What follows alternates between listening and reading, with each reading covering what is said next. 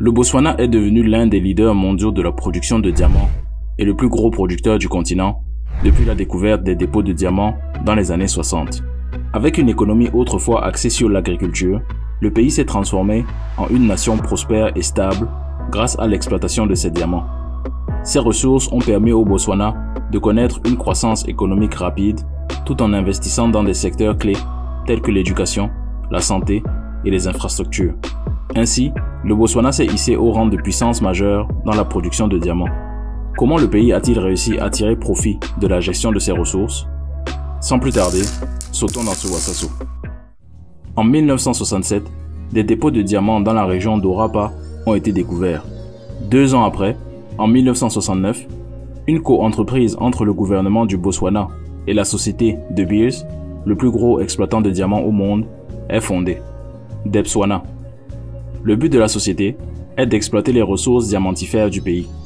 Cette alliance stratégique a permis de combiner l'expertise de De Beers en matière d'extraction et de commercialisation des diamants avec l'implication du gouvernement du Botswana dans la gestion et la supervision des activités minières. L'objectif principal de cette co-entreprise était de garantir que les revenus générés par l'exploitation des mines de diamants profiteraient directement à la population botswanaise et contribueraient à la croissance économique du pays. Debswana a commencé ses activités en 1972 avec l'ouverture de la mine d'Orapa, suivie par la mine Letsakane en 1975 et la mine de Jwaneng en 1982. Ces mines sont aujourd'hui parmi les plus productives et les plus rentables au monde. Leur développement a entraîné un essor du secteur minier au Botswana, qui est devenu le principal pilier de l'économie nationale. Debswana exploite actuellement 4 mines de diamants au Botswana. La mine de Jwaneng est considérée comme la mine de diamants la plus riche au monde en termes de valeur. Elle se trouve à 160 km à l'ouest de Gaborone, la capitale du Botswana. Elle a été découverte en 1972 et a commencé sa production en 1982. Jwaneng est connu pour ses diamants de haute qualité et constitue la principale source de revenus pour Debswana.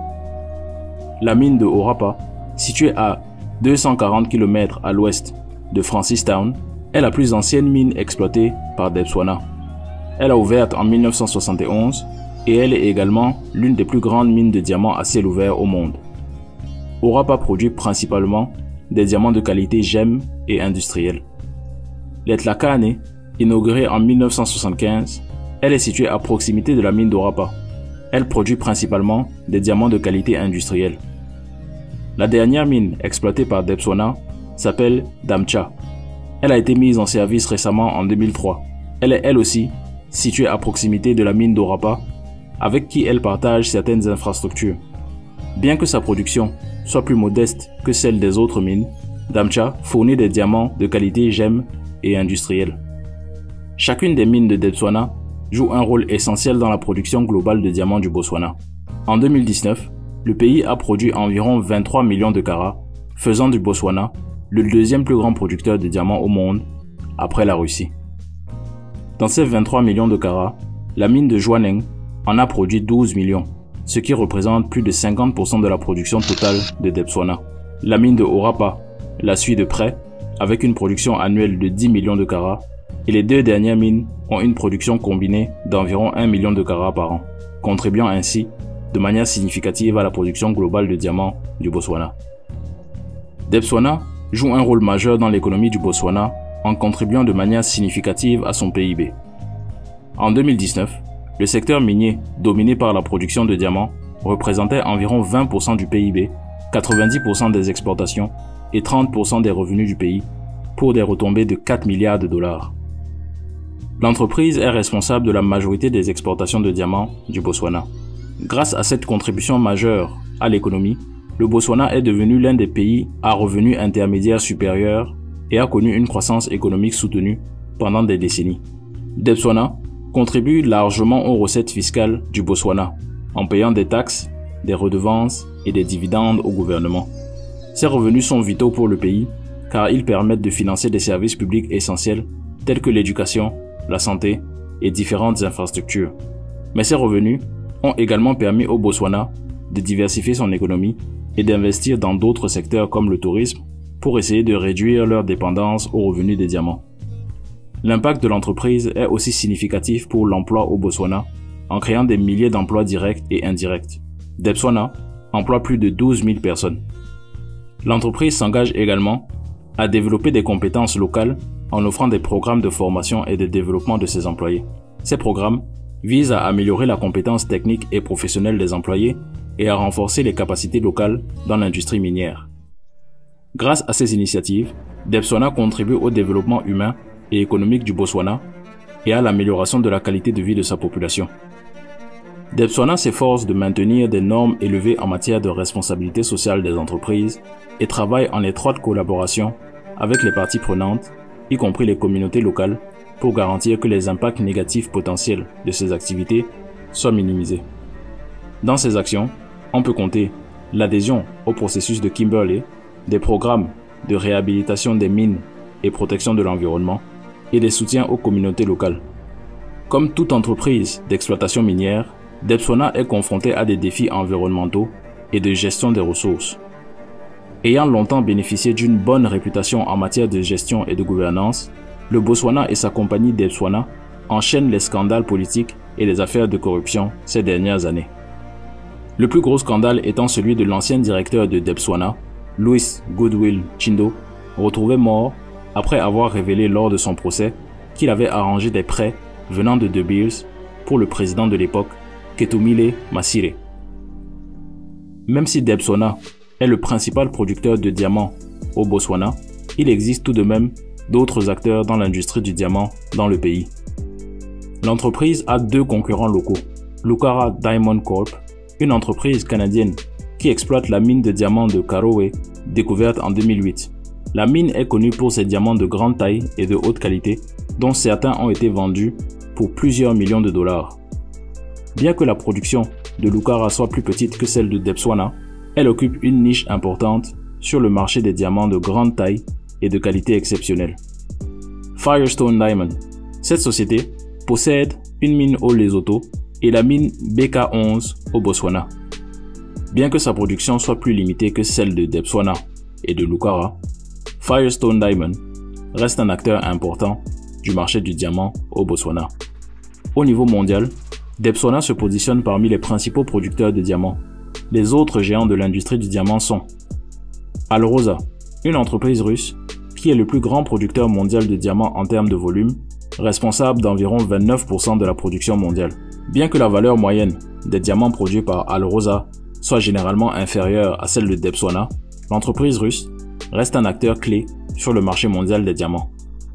Rio Tinto, la multinationale anglo-australienne, exploite la mine d'Argyle en Australie et la mine de Diavik au Canada. Rio Tinto est l'un des principaux producteurs mondiaux de diamants et occupe une position importante sur le marché, en particulier pour les diamants de couleur.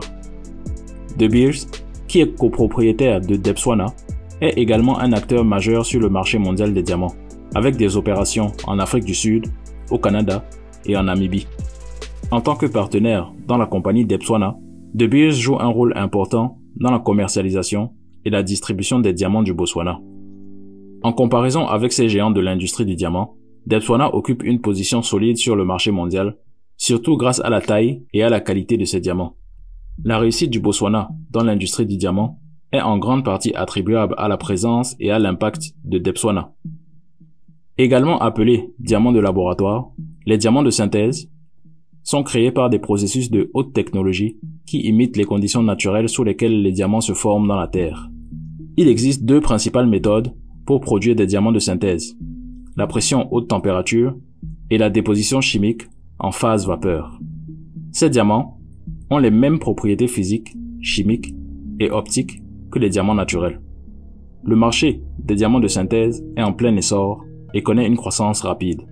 Selon des études, le marché mondial des diamants de synthèse était évalué à environ 1,9 milliard de dollars en 2020 et devrait atteindre environ 5,2 milliards de dollars d'ici 2027. En comparaison avec le marché des diamants naturels, la part de marché des diamants de synthèse est relativement petite. Selon le rapport 2020 de Bain & Company, les diamants de laboratoire représentent environ 2% du marché total des diamants. Les États-Unis sont les plus grands consommateurs de diamants de laboratoire représentant plus de 90% du marché. L'actuel contrat de 10 ans entre le Botswana et la compagnie De Beers prend fin en juin 2023.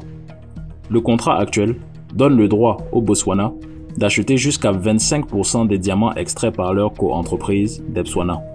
Le président du Botswana a suggéré qu'il était prêt à bouleverser un arrangement d'exploitation de diamants vieux de plusieurs décennies avec De Beers, à moins que ce géant de l'industrie n'améliore ses conditions. Le gouvernement souhaite se rapprocher d'un partage de 50-50, lui permettant ainsi d'acheter jusqu'à 50% des diamants extraits par la co-entreprise. Actuellement, le Botswana gagne environ 4,5 milliards de dollars par an grâce aux ventes, aux taxes et aux redevances provenant du partenariat avec De Beers. En plus de la co-entreprise Debswana avec De Beers, le gouvernement du Botswana détient déjà 15% de De Beers, deuxième plus grand fabricant de diamants au monde. Le pays est déterminé à perturber le commerce mondial du diamant. En mars 2023, le Botswana annonce qu'il a acquis une participation de 24% dans HB Antwerp, une entreprise spécialisée dans la coupe et le polissage de diamants. Le but de la manœuvre pour le Botswana est de garder le plus de valeur possible sur son territoire et d'acquérir une expertise et un savoir-faire local. Dans le cadre de cet accord, la société de négoce des diamants d'État du Botswana conclura un accord de 5 ans pour fournir des diamants bruts à HB Antwerp. Les experts de l'industrie s'attendent à ce que ce partenariat transforme le Botswana en un centre de connaissance du diamant. Cependant, ce partenariat a rencontré l'opposition de certains groupes politiques au Botswana et il pourrait remettre en question celui que le pays entretient, qui est vieux de plus de 50 ans, avec De Beers. Malgré ces accords, l'industrie du diamant perd de son éclat. Une contraction des dépenses des consommateurs et une demande plus faible pour les bijoux en diamant devraient entraîner une baisse générale de la production de diamants en 2023. Nous sommes arrivés à la fin de ce Wasaso. Debswana est un des moteurs de l'économie du Botswana depuis plus de 50 ans. Mais comme toute ressource naturelle vient à s'estomper, de sérieux challenges se profilent à l'horizon pour l'entreprise et pour le pays. Nous restons sur cette réflexion. Qu'est-ce que ton pays peut copier de la stratégie du Botswana pour mettre à contribution les richesses de son sol pour la prospérité de son peuple? J'attends vos avis en commentaire. Aimez la vidéo si c'est le cas et abonnez-vous si je les mérite.